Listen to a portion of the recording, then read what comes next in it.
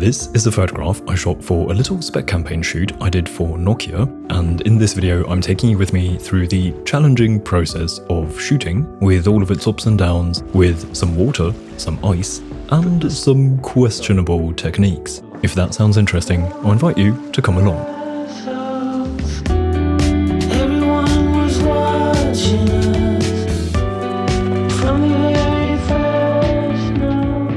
So this is episode 3 in this format that I've been making on YouTube, in which I show you the behind the scenes of a spec campaign shoot in which I attempt to shoot more commercially photographs than what I usually do, simply to practice and challenge myself and share with you the lessons I learn along the way.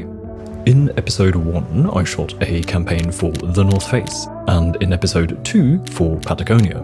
Both are renowned outdoor brands, and so what brand could possibly suit the next episode? Well, Nokia. Wait, what? Nokia? Yep, for this episode I decided to shoot a campaign for Nokia, the brand known for its dominance in the mobile phone market back in the 2000s until the iPhone came around in 2007. Nowadays, Nokia is a thing of the past. Nobody actually has a Nokia phone anymore, I think. The company still exists, but as far as I've understood, they've shifted to more B2B business, so they aren't as present anymore. However, they did shape history and create a legacy product that we, the general public, nicknamed the Brick Phone. And it was a few weeks ago that I was thinking of shooting another video in this format, and I liked the idea of shooting something in the snow now that winter has arrived. Obviously, there are many cool outdoor brands that could be an interesting pick, but all of a sudden, for some unexplainable reason, I had to think of Nokia brick phones. This sparked an idea. Why not shoot a campaign in the snow and other harsh winter conditions to demonstrate the unbreakable nature of the Nokia brick phone? And so, with that rough idea, I got to work. Alright, as always there is a to-do list for this project, and for this one the list looks as follows. Find a Nokia brick phone, refine the concept, come up with the photographic direction and visual style, prep everything for the shoot, get the shots, get the post-production done, create the final product. So to find a Nokia brick phone, I of course went to my good old friend Willhaben, which is a local second-hand marketplace here in Austria, sort of like eBay. Luckily, there exists a bunch of people who randomly are selling Nokia brick phones on this page, and so only a couple days later, I had one. Here it is, my Nokia brick phone with a beautiful blue and orange design. Next, it was time to refine the concept, and what I mainly wanted to do is come up with concrete lines which summarize the point I'm trying to get across. Here are a few lines I came up with. Works like a phone, lasts like a brick. Brick phone, rock phone, same.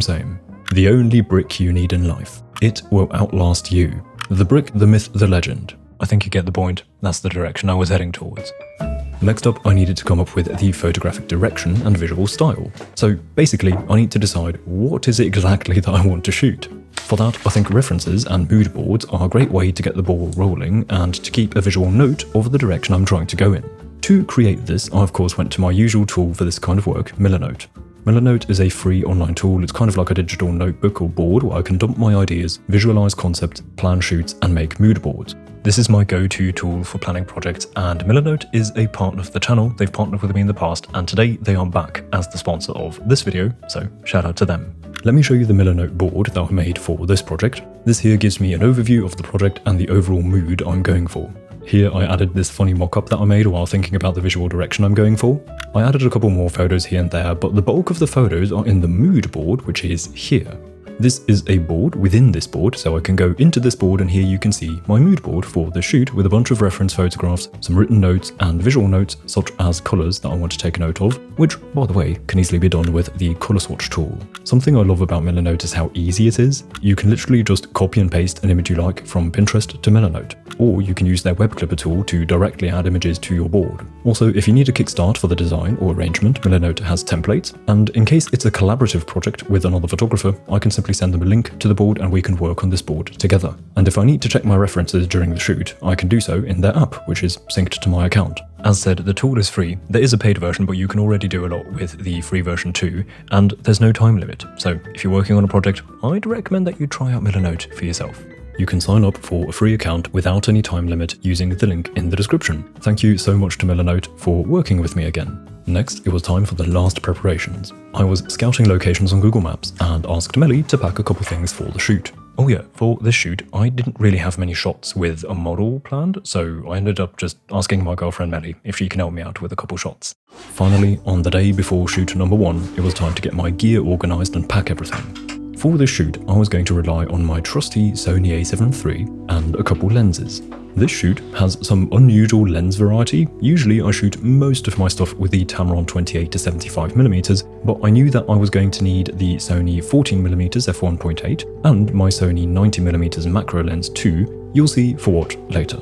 One more thing I packed was my flash. And yes, you heard that right, my flash. I thought it's time to finally get my own so that I don't always have to borrow my friend Fabian's flash. I've just got the same as he has, this small but super powerful Profoto 1X, I think is what it's called.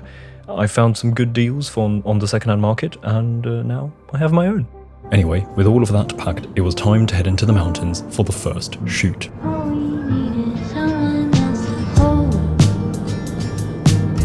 You found another place to float away, rising higher from the ground you claim. So I had a few different ideas that I wanted to tackle on this day, and there's one thing that connected them apart from the brick phone. I was not confident in the idea, nor did I really know how I was actually going to go about it. So the first shot I want to get is a portrait with snow flying around. We don't have the blizzard I was hoping for. Ich habe mich nicht auf einen Blizzard gefreut.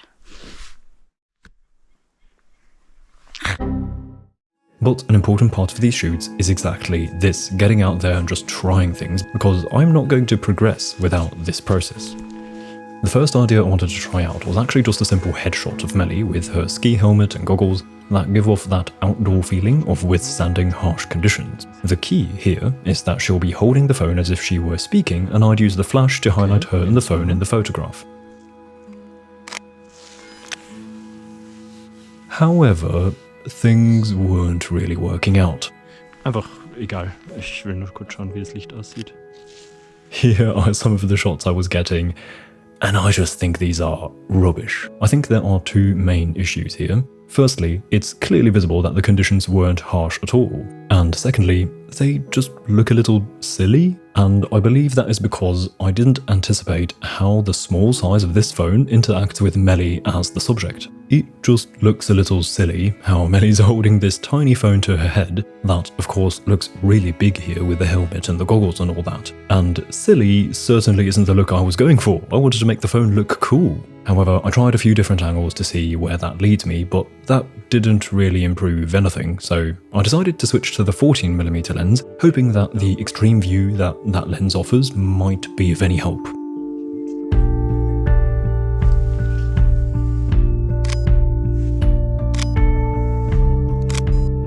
So here, I was shooting with a slow shutter speed of 1/10, hoping to work with some motion blur that could potentially make the photograph more interesting. Ja, okay, we're on to something finally. Ist nicht wirklich, was ich wollte, aber naja, wir nehmen es mal mit.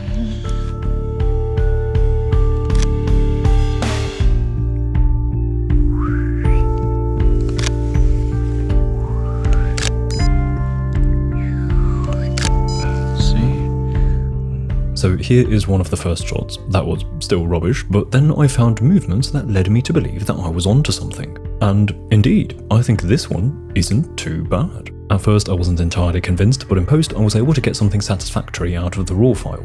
Here is one more that I like.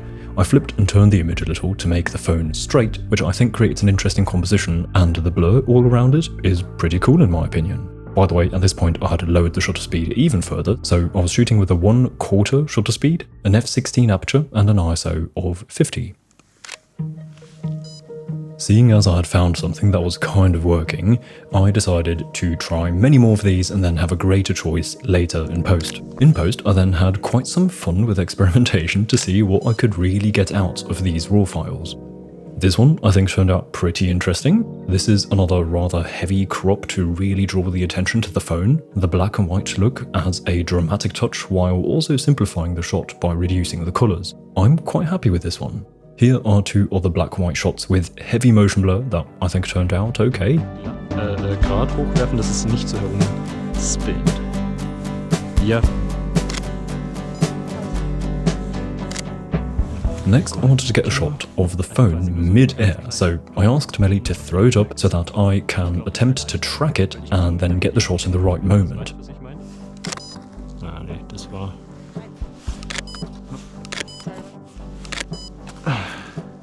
This turned out to be a massive fail. These are literally below rubbish. It was just not working at all. It's impressive how bad these are. In the few shots in which I actually managed to get the phone in frame, it just looks silly, like an accident. Just terrible. So this was not working out. At this point, I was quite frustrated. Now, looking back, I know that I was able to create at least something in post-production, but in that moment, it still felt like I had nothing. For now, I gave up on the idea because I realised that this is not something I could easily do on this day.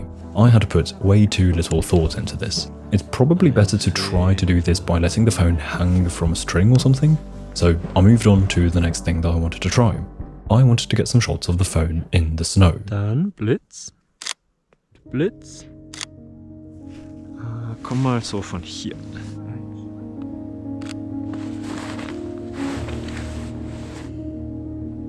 Also es funktioniert, aber schaut irgendwie kacke aus. Ja. Right, first session done, and I'm saying first because that was definitely not the last. Sadly, it was absolutely not a success. I think I might have gotten one or two shots that work, but most of them I think don't. So yeah, it was not going well. But from the last photos, I did end up finding some in post-production that I could make work in the editing process. I think these are actually quite alright. But overall, I felt a little defeated after this first shoot because it felt a bit like a slap in the face from reality, showing me how lacking I still am in my technical capabilities to create what I had envisioned. This shouldn't have come as a surprise to me actually, because if you think about it, this is quite far out of my circle of competence. This is not the kind of photography I usually do. I think I'm pretty decent at capturing the beauty in the mundane and ordinary and working with natural light and all its changes. However, in this shoot, I am controlling a lot of the light, and clearly that was more power to wield than I could handle on that day. It was a good lesson, but for now, I had to just push through and keep going. So I decided to head out again a couple days later to attempt shooting some of the other ideas I had. Day 2, and the first challenge is to actually find the location. I thought it'd be a good idea to come by bike because this is not too far out of town, but it's too steep. I think that's where we need to go. I'm not sure if this is actually going to be worth it. This is the last bit of daylight. I feel like an old man. I'm making old people sound, certainly.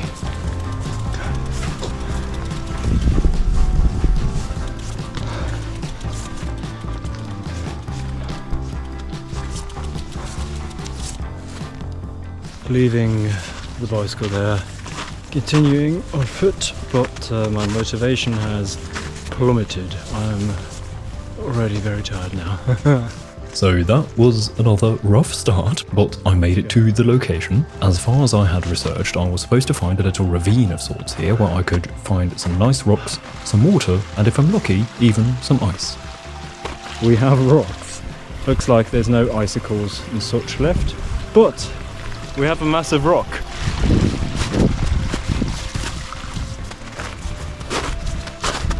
The first shot I wanted to try is a new attempt at the flying phone.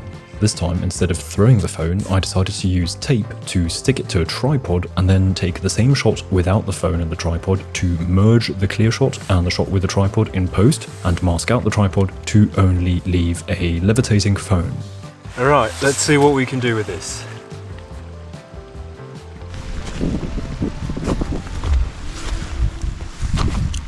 No!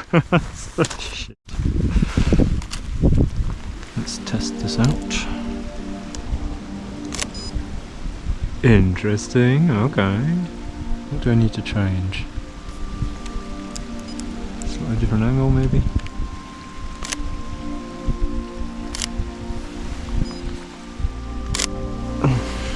Okay, that is cool, I think. Oh, for f***'s sake. Ah. Maybe it works better then. Oh no. After just getting a couple test shots, the phone sadly just didn't stick to the tripod. I believe it wasn't because of the texture of the tripod's plate, but rather because of the cold temperatures. It was around 0 degrees Celsius, and it seemed like the tape was reacting negatively to the low temperature. So in case you want to try this yourself, that is an obstacle worth noting. Here are the 3 shots I was able to get, which all look okay-ish. Later, I did some more experimentation in Photoshop, and I was actually able to create this edit in which I erased the whole thing and added back only the phone, with a few extra details to sell the effect. I'm not entirely convinced of this, but it looks alright. But as long as we still have some light, let's actually get the rock photos, because I thought it'd be fun to get a photo, you know, a brick phone with some rocks, and there's a nice big rock right there, so let's check that out. Do you think we can put the phone in there? So next up, it was time to try another idea. I found a neat spot for the phone on this rock, which made for a great backdrop. I somehow managed to find a somewhat safe spot for the camera. I extended the lens's zoom to 75mm to get close to the phone and then set the shutter speed to 1 second. My plan was to set the camera to interval shooting mode so that it just shoots the photo by itself every 2 seconds while I get close to the phone with the flash and manually fire the flash in the right moments. A 1 second shutter speed helps to make it easier for me to actually time that correctly. To make the entire frame sharp and also to compensate the bright 1 second exposure, I set the aperture to f11 while the ISO was kept at 50. And with these settings, I tried my luck and shot many attempts. Okay, that one's epic. Yes, we have one. Yes! Look at that! Ooh! That is actually epic, yes. I tried many different angles of the flash and had a wide choice to pick from in post. While it was hard to tell during the shoot on the camera's monitor, it looked like this was actually working out alright, and potentially even good. Here are the results, and I'm pretty happy with these. Something I didn't realise while shooting, but was pleasantly surprised by while editing, is the colour contrast. I was shooting this close to blue hour as the sun had already set behind the mountains, so it was rather dark and quite blue in this location. The flash, however, shines a light at around 5400 Kelvin, a normal daylight balance. So in post, when I tried to correct the white balance to make the photo less blue, I ended up turning the flash's light sort of orange, which makes for some pretty colour contrast, which I like a lot. Overall, I think the rock makes for a great backdrop for the phone, so I think I like these. Next, I tried to find some other interesting spots around here to lay the phone down. Something like this. Okay, it's stable, I think.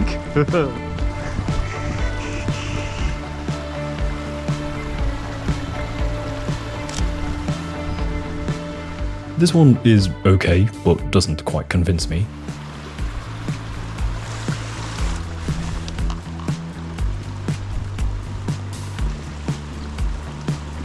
Here I found another interesting spot on this rock and tried another composition with the same 1 second exposure plus flash technique.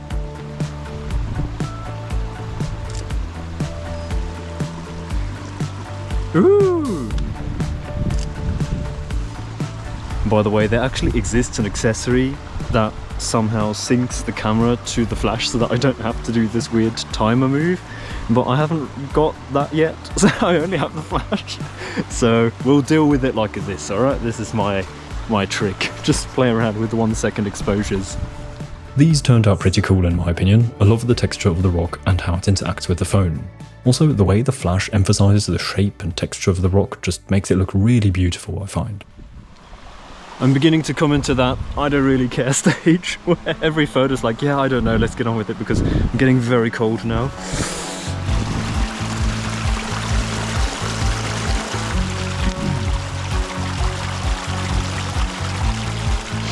Let's try that.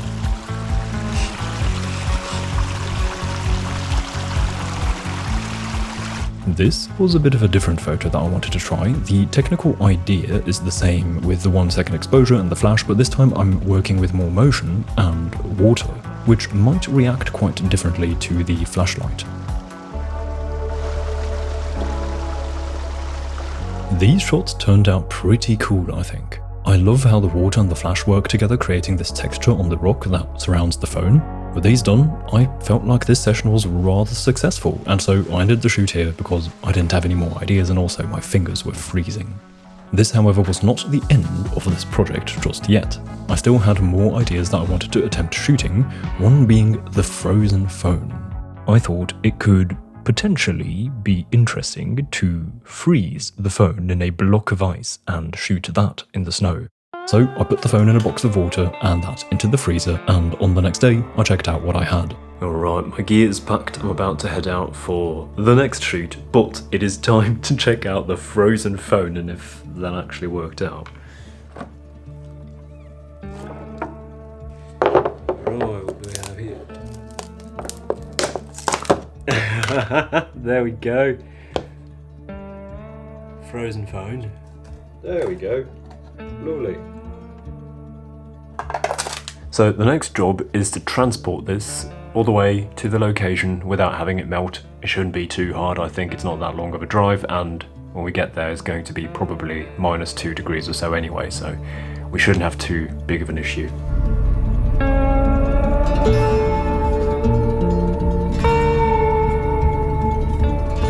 This day was a beautiful cold winter day and I drove out into the mountains past the first location I went to with Melly and on to a ski resort called Kutai, where I intended to shoot just somewhere near the parking area. So I've made it to location and I'm not sure yet, but I think we'll shoot somewhere over there in the sun, because the idea is to combine sunlight and the flash.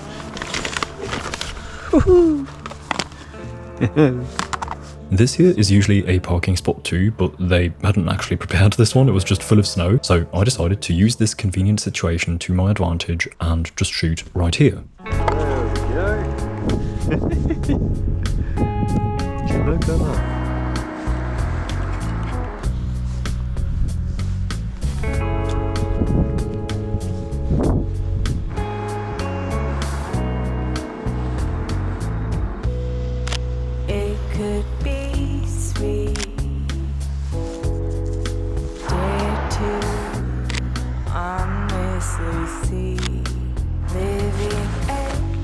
Put this thing up against the sun.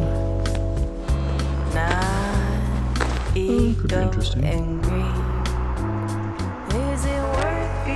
This shoot was nice in a way, much nicer than the one in the evening before. It was cold enough to keep the block of ice frozen, while at the same time I felt much warmer during the shoot, because the sun was shining on me constantly. And when feeling a little more comfortable, like in this situation, I feel like I'm more relaxed both physically and mentally, which leads to me trying out more things. And so I spent quite a lot of time just trying out all sorts of shots, most of them with the macro lens to get really close to the ice and capture the texture.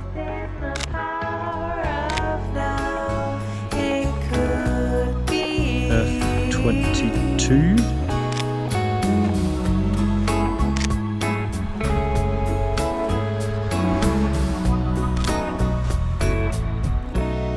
I ended up shooting lots and lots of variations of similar shots. Essentially, it's all just close-ups of the phone interacting with ice and snow. By the way, many of these aren't properly edited. I'm just showing you some shots to give you an impression of all the different things I tried.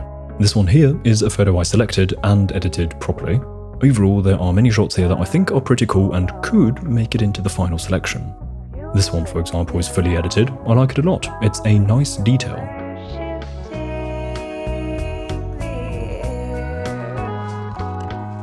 And with that, I decided that I had collected enough photos here, and so there was just one more idea left to shoot.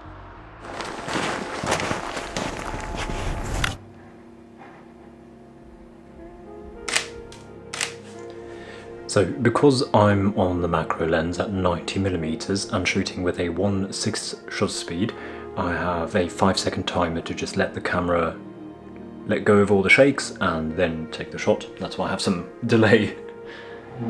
So what else can we do? By this time, I had got the phone out of the ice again, and now I was dropping it into the glass. This setup was honestly more of an experiment than a plan because I wanted to get an underwater shot. However, I don't have a proper tank, only an IKEA glass with a pattern, which of course warps the phone. This is bad for clear photos, but it made for some very interesting abstract photos. Here are some of the shots so far. I really like the abstraction created by the warping effect, and I think a strong and mildly abstract edit suits this well.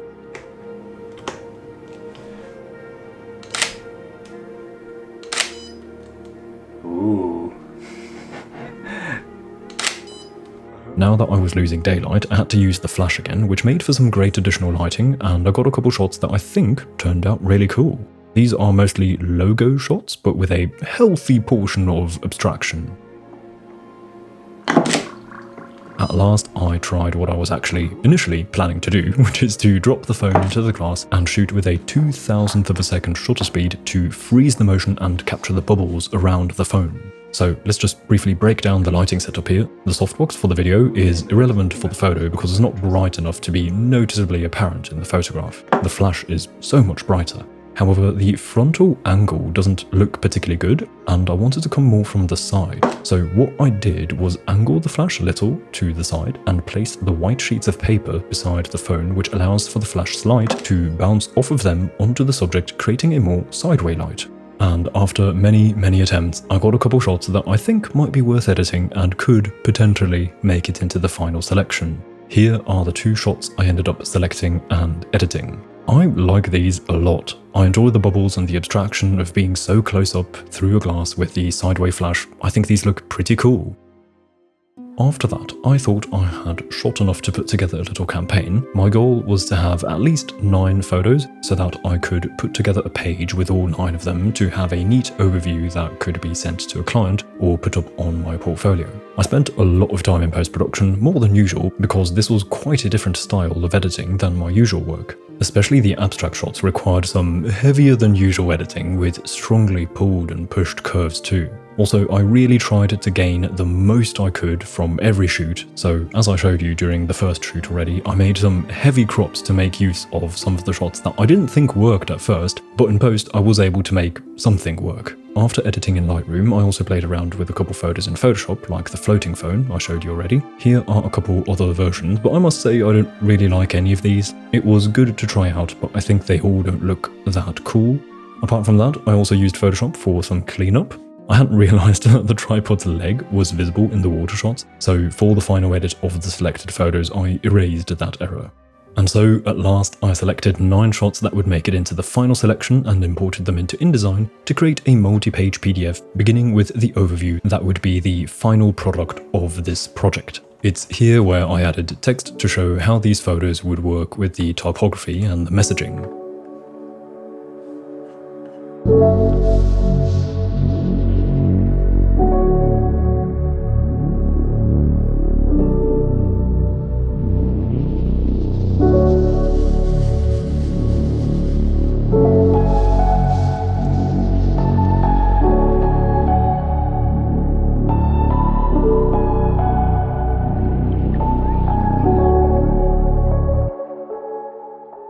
Considering the struggle I felt while shooting and the deterioration of my optimism during the process, I think I managed to pull off a decent final product at the end. I'm quite happy with this. So this made for a great challenge, and I feel like I learned a lot, especially about my own skill level. This made me realise that my flash shots in my The North Face campaign were more beginner's luck than actual skill. This shoot showed me how quickly I can become clueless with the flash as soon as something doesn't work the way that I thought it would. And that's exactly why I think it's great to do these shoots. It is effective practice, and I hope that by taking you along, you can learn with me. I hope you enjoyed coming along. That's it for today. Before saying goodbye, however, I would like to say a massive thank you to the lovely people supporting me in my work on Patreon. Thank you so much to each one of you. If you're interested in Lightroom presets, color grading tutorials and stuff like that, you can check out my page via the link in the description. Also, I have a print shop, by the way, in case that is of interest to you, also in the description. With that said, I hope to see you again soon. Until then, goodbye.